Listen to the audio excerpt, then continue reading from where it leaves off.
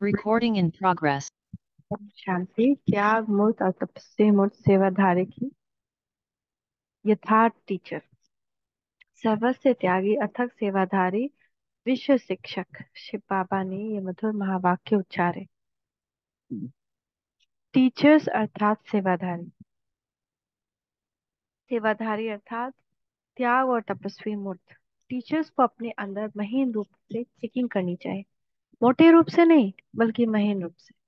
वह यही कि सारे दिन में सब प्रकार के त्याग मूर्त अथवा कहीं त्याग मूर्त के बजाय कोई भी साधन व कोई वस्तु को स्वीकार करने वाले बने।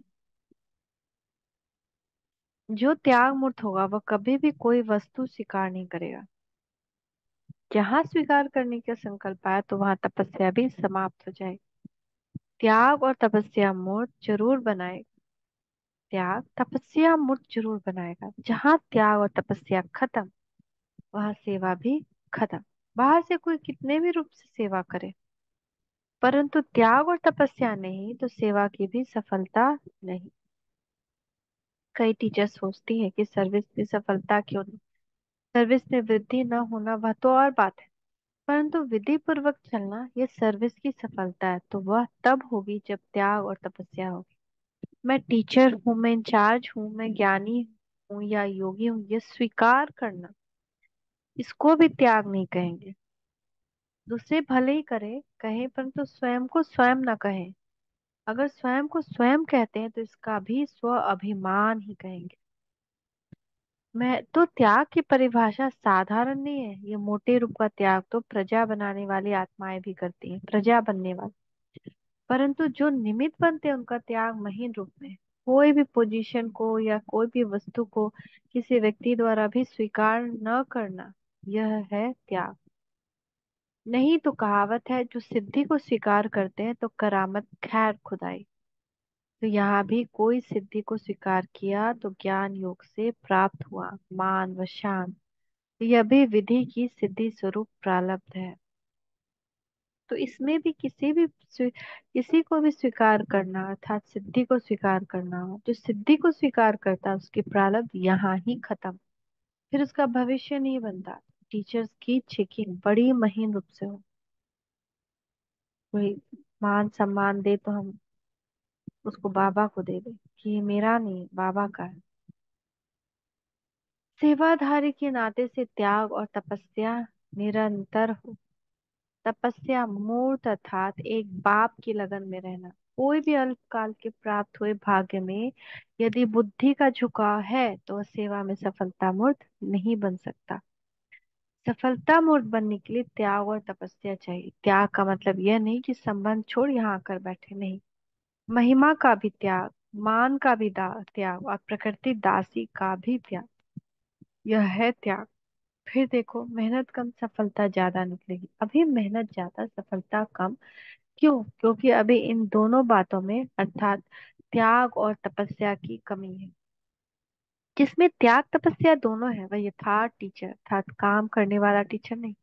नहीं तो नाम मात्र का ही टीचर कहें। टीचर्स को कोई भी सब्जेक्ट में कमजोर नहीं होना चाहिए। अगर टीचर कमजोर है तो उनके लिए वह निमित्त बनती है, वो भी कमजोर होंगे।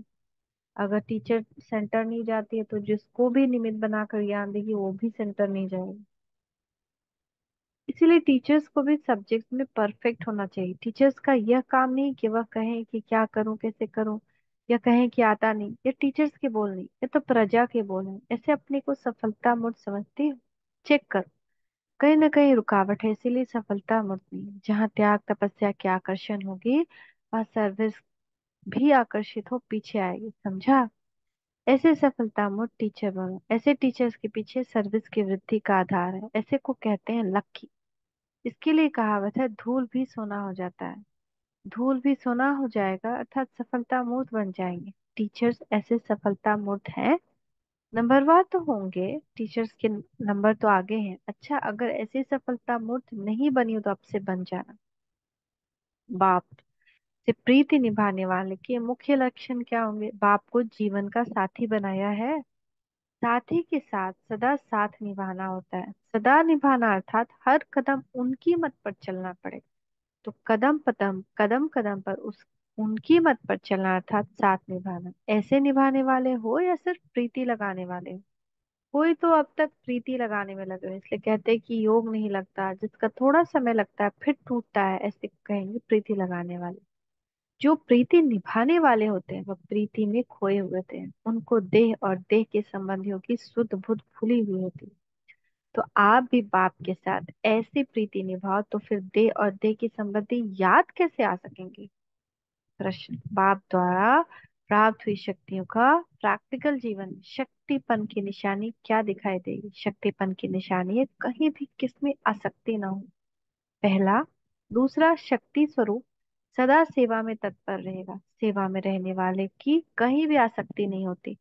सेवा करने वाले त्याग और तपस्या मूर्त होते हैं, इसीलिए उनकी कहीं भी आसक्ति नहीं होती, अर्थात उनको बॉडी कॉन्शियस नहीं होता। तीसरा, उन्हें शक्तियां देने वाला बाप और उनके द्वारा मिली हुई शक्तियां ही याद रहती हैं, ऐसे शक्ति अवतार ही मायाजीत बनते हैं।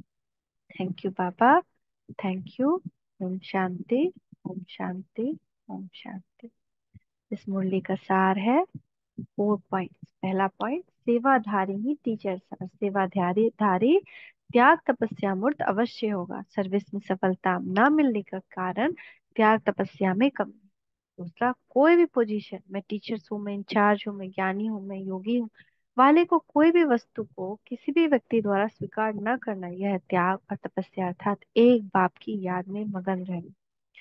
तीसरा, टीचर को सभी विषयों में परफेक्ट होना चाहिए, संपूर्ण हो जाएगा। टीचर्स कमजोर है तो वो जिनके लिए निमित्त बनी है वो भी कमजोर है।